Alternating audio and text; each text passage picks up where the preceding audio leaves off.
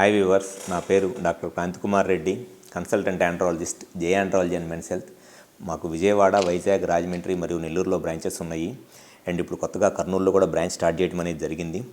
నేను మగవాళ్ళలో వీర్యకణాల కౌంట్లో కానీ కదలికలో కానీ ఏదైనా ప్రాబ్లం ఉండి పిల్లలకి ఇబ్బంది పడుతుంటే నేను అటువంటి ప్రాబ్లమ్స్ని ట్రీట్మెంట్ చేయడం అనేది జరిగిద్ది. జనరల్గా చాలామంది మగవాళ్ళు ఈ వీర్యకణాల కౌంట్లో కానీ కదలికలో కానీ ప్రాబ్లం ఏదైనా ఉండి పిల్లలకి ఇబ్బంది పడుతుంటే వాళ్ళు చేసే ఒక కామన్ మిస్టేక్ ఏంటి అని అంటే, మగవాళ్ళు కూడా వాళ్ళ వైఫ్ ట్రీట్మెంట్ చేయించుకునే లేడీ డాక్టర్ దగ్గర లేదా ఐవీఎఫ్ స్పెషలిస్ట్ దగ్గర ట్రీట్మెంట్ చేయించుకుంటా నెలల తరబడి వాళ్ళు ఇచ్చే మల్టీవిటమిన్ ట్యాబ్లెట్స్ వాడుకుంటా వాళ్ళు చేపించి అనవసరమైన టెస్టులు చేయించుకుంటా చాలా రకాలుగా టైం అండ్ మనీని వేస్ట్ చేసుకుంటున్నారు. నేను ఈ మాట ఎందుకు చెప్తున్నాను అనంటే, జనరల్గా ఈ పేషెంట్స్ ఎప్పుడైనా సరే ఈ లేడీ డాక్టర్ని ఐవీఎఫ్ సెంటర్లోనూ కలుస్తున్నారనుకోండి, మీరు సింపుల్గా అబ్జర్వ్ చేయండి. మిమ్మల్ని ట్రీట్మెంట్ చేస్తున్న ఆ లేడీ డాక్టర్కో ఐవీఎఫ్ స్పెషలిస్ట్కో నిజంగా మిమ్మల్ని ఈ మగవాళ్ళ సైడ్ నుంచి స్పెర్మ్ కౌంట్లో ప్రాబ్లం ఉండి కరెక్ట్గా దాన్ని ట్రీట్మెంట్ చేయగలిగే అంత కెపాసిటీ, వాళ్ళకంత నాలెడ్జ్, అంత సబ్జెక్టు ఉందా లేదా అనేది సింపుల్గా ఒక సింపుల్ విషయంలో అర్థమైపోయింది.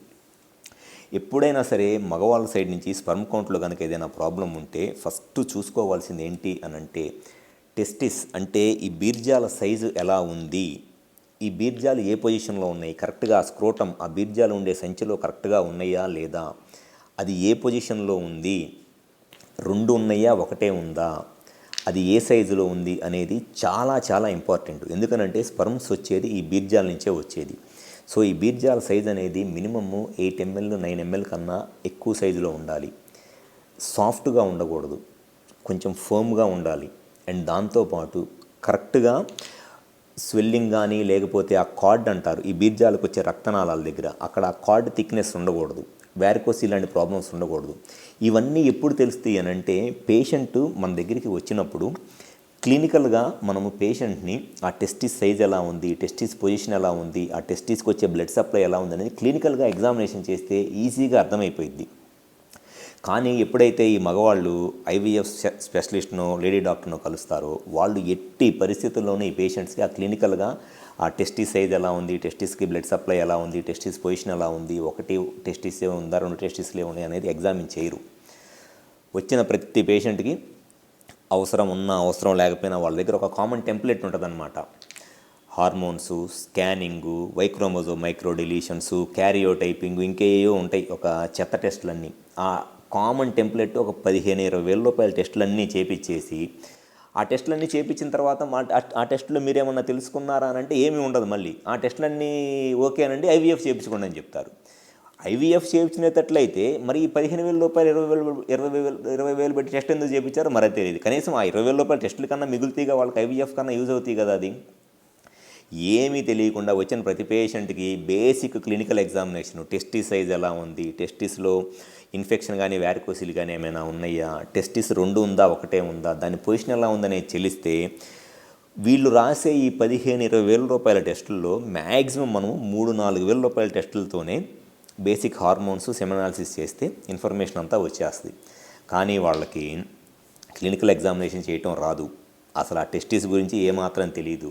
వచ్చిన ప్రతి పేషెంట్కి టెస్టులు రాయటము, టెస్టులన్నీ అయిపోయిన తర్వాత ఐవీఎఫ్ చేయించుకోండి అని చెప్పటము. నేను ఈ మాట ఎందుకు చెప్తున్నాను అనంటే, నా దగ్గరికి వచ్చే చాలామంది పేషెంట్స్ ఆల్మోస్ట్ ఈ ఐవీఎఫ్ సెంటర్స్లోనో లేదా లేడీ డాక్టర్స్లోనో కలిసి డబ్బులన్నీ వదిలిచ్చేసుకొని ఆల్మోస్ట్ ఇంకా వాళ్ళ దగ్గర రూపాయి బిళ్ళ కూడా లేకుండా మొత్తం వాళ్ళు పిండేసిన తర్వాత ఫైనల్ స్టేజ్లో నా దగ్గరికి వస్తారు. చాలా రిపోర్ట్స్ ఉంటాయి వాళ్ళ దగ్గర. నేను వాళ్ళ దగ్గర ఉన్న రిపోర్ట్స్తోనే ఆల్మోస్ట్ చాలామంది పేషెంట్ నేను ట్రీట్మెంట్ చేస్తూ ఉంటాను. ఒక్క దగ్గరైనా సరే వాళ్ళకి అసలు ఒక బేసిక్ క్లినికల్ ఎగ్జామినేషన్ చేశారా, లేకపోతే వాళ్ళ దగ్గర ఉన్న రిపోర్ట్స్కి ఏదన్నా ఒక రిలవెంట్ రీజన్ ఏదైనా ఉండి ఆ రీజన్కి ట్రీట్మెంట్ చేశారంటే ఏముండదు. ప్రతి పేషెంట్ మళ్ళీ లాస్ట్కి ఐవీఎఫ్ అనే చెప్పటం. సో మీరు మగవాళ్ళ సైడ్ నుంచి స్పెర్మ్ కౌంట్లో కనుక ఏదైనా ప్రాబ్లం ఉంటే మీరు ఒక ఆండ్రాలజిస్ట్ని కలవాలి. అంతేగాని లేడీ డాక్టర్ను ఐవీఎఫ్ సెంటర్ను కలిస్తే వాళ్ళకి అసలు మీ టెస్టిస్ గురించి, మీ స్పర్మ్ ప్రొడక్షన్ గురించి, మీ స్పర్మ్లో ఏదైనా ప్రాబ్లం ఉండటానికి రీజన్ ఏంటనేది ఏమీ తెలియదు. Simple clinical examination, testis size ఎలా ఉంది, టెస్టిస్ దగ్గర బ్లడ్ సప్లై ఎలా ఉంది, ఆ టెస్టిస్ ఒకటి ఉందా రెండు ఉన్నాయా అనేది చెక్ చేస్తే మ్యాక్సిమం ఇన్ఫర్మేషన్ వచ్చింది. గ్యారంటీగా మీకు వాళ్ళు చేపించే టెస్టుల్లో మినిమమ్ ఒక 8,000 నుంచి 10,000 రూపాయల దాకా డబ్బులు ఆ క్లినికల్ ఎగ్జామినేషన్ చేస్తే మనము సేవ్ చేయవచ్చు.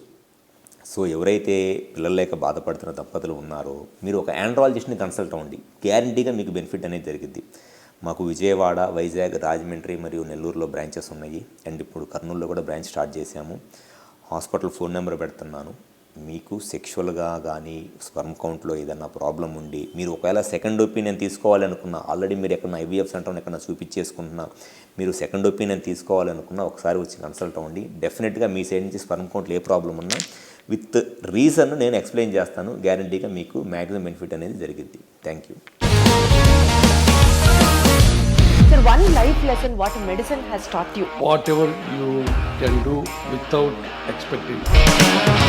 బట్ ఐ రియలీ బిలీవ్ మన పాజిటివ్ యాటిట్యూడ్ ఉంటేనే మనం ఏదైనా సాధించగలం. గట్ని మనం కరెక్ట్గా డీల్ చేసినట్లయితే అది మనకి పాజిటివ్ హార్మోన్స్ని రిలీజ్ చేస్తుంది. షుగర్ వచ్చిన వాళ్ళ పరిస్థితి ఏంటి? పొట్ట దగ్గర పెరిగితే దాన్ని ఆండ్రాయిడ్ అంటారు, ఆండ్రాయిడ్ ఫోన్ కాదు. అసలు థాట్స్ ఎందుకు వస్తాయి? బ్రెయిన్ డెడ్ అంటే దానికి ప్రపంచం అంతా కూడా కొన్ని నిర్దిష్టమైనటువంటి లక్షణాలు ఉంటాయి. మానసికంగా ధైర్యంగా ఉంటే క్యాన్సర్ జయించవచ్చు. You are a doctor for a cause sir, అంతే. వాళ్ళకి వచ్చిన ఆదాయం కాకుండా ఫ్రీ సర్వీస్ ఎంతమందికో చేస్తారు.